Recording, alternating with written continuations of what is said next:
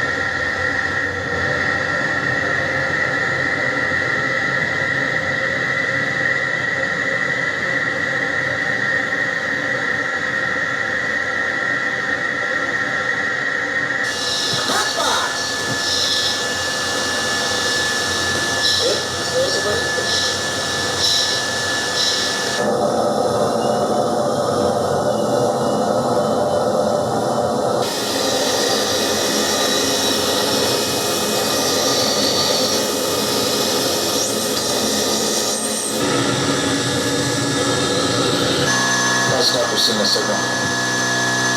Minutes till we can launch the Bobby, so we're going to go ahead and bring the LPF on. I didn't slay it. Then we'll get the Bobby airborne and start from there. How much playtime you got left?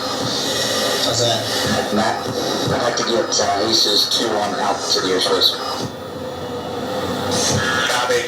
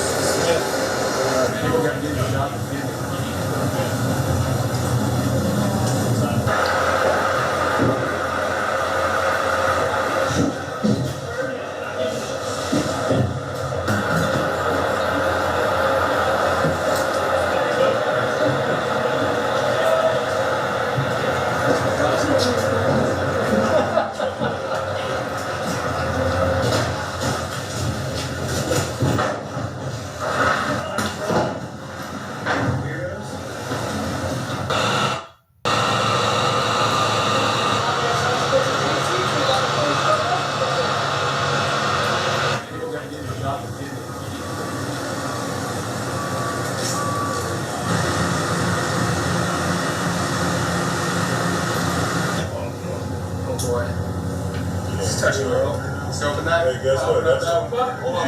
Yeah, you should. Hey, I'm trying to figure something. So why the hell? What is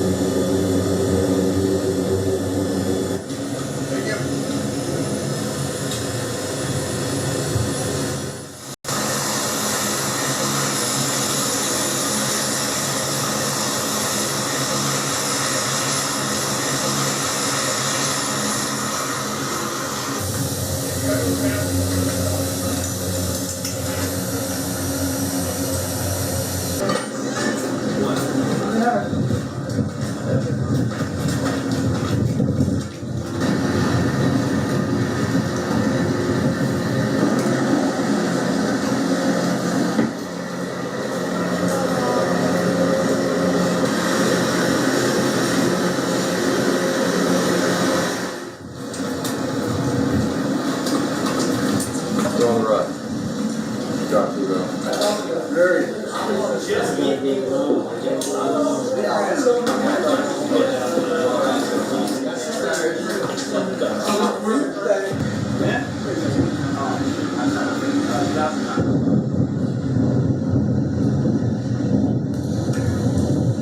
lot of things.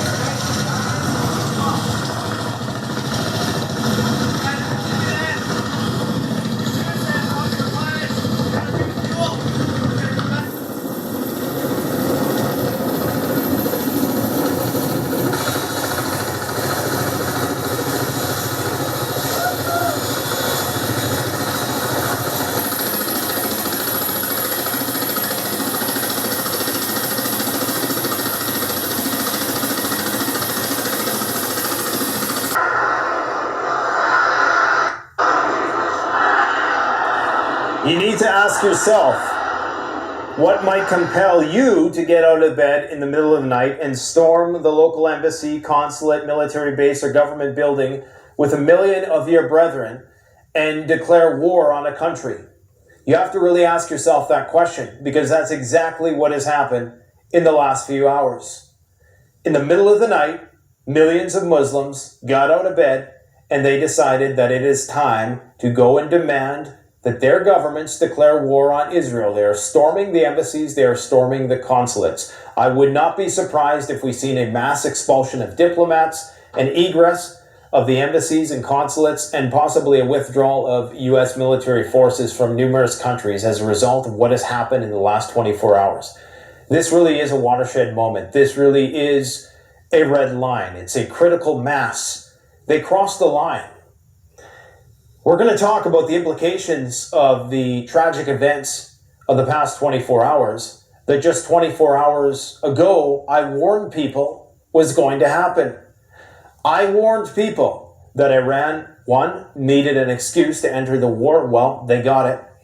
I also warned people that we were probably going to bear witness to some of the most egregious displays of indifference towards human life that this generation has ever seen. Well, we got that with a bombing of a hospital in which babies were attached to incubators. It doesn't get much worse than that. Probably one of the most acute and striking displays of violence in an instant that we've seen even in this conflict, barring the initial terrorist attack that precipitated all of this. This really was it. Okay, bombing a hospital is something you just don't do. We'll talk about cui bono, who benefits from this. We'll talk about the reaction from both sides with respect to this. But the other thing I warned was there was a reason why Russia wore the velvet glove in their prosecution of their special military operation. And it is because of this very thing. You can act with impunity for so long. You can show no empathy for your adversary for so long. And this will work when you're the dominant force, when you're fighting a subordinate group who doesn't have the manpower, who relies on guerrilla tactics and asymmetrical warfare. You can get away with a lot, but eventually you cross a line and the tables turn. We are seeing an outpouring of support for the Palestinian cause, the likes of which we've never seen before, and it is going to cause massive civil unrest and disarray. We are seeing politicians today come and speak out that I never thought in a million years would even utter any sort of resistance to that narrative at all, and they are. And that is different. We're living in unprecedented times, and nothing characterizes that more than the events of the last 24 hours. People need to understand how monumental what has just happened. This is huge. Now, there's a lot of division over who caused it, who done it. My own eyes, and based on the context here, before we get into whatever sort of sophistry and misinformation is being pumped out on either side, understand that this area was being bombed heavily, okay? Hundreds, thousands of bombs had dropped on this general region in the north already. So, reactively, reflexively, people would say, well, this was Israel who did this. The size of the explosion, not something that Hamas typically had in their arsenal unless they got something sent to them by Hezbollah. The size of the explosion was indicative of it. The fact that they were telling hospitals to evacuate prior to this, there was an official statement calling on hospitals that they needed to evacuate the north. They said they couldn't. There's explicit video showing doctors saying we can't evacuate because we have people who rely on ICU. They can't be transported, okay? So there's that to the argument of the one side. To the other side, we have to ask cui bono, because this is completely unstrategic from the perspective of trying to win the PR war. This is terrible. This looks very bad. And Russia knew this. This is why they were so delicate. And say what you want. Yes, there's been a lot of civilians that have died at the hands of Russia. I'm not saying that. They've committed atrocities as well. I'm not saying they haven't. But they've been a bit more measured. They've been a bit more careful. You can't just be this indiscriminate and haphazard with your wielding of that kind of power. It will backfire. And that it is. They don't have enough bullets to take out every Muslim person in the world who storms the gates, who storms Zion right now. That's what's going to happen, okay? And they're probably going to have to use nukes. And if and when that doesn't work, then that's when... When it comes to your long-term survival, you want more than just empty calories and a low cost. You want nutrient-dense food that's also super affordable. Nutrient Survival specializes in creating nutrient-dense... There is that possibility. Now, like I say, the evidence, my eyes, the evidence that is gracing my eyes seems to indicate that this obviously was just a JDAM bomb dropped by an Israeli warplane or Israeli missile. This was an ordinance that Hamas had at its disposal. But again, we're asking cui bono.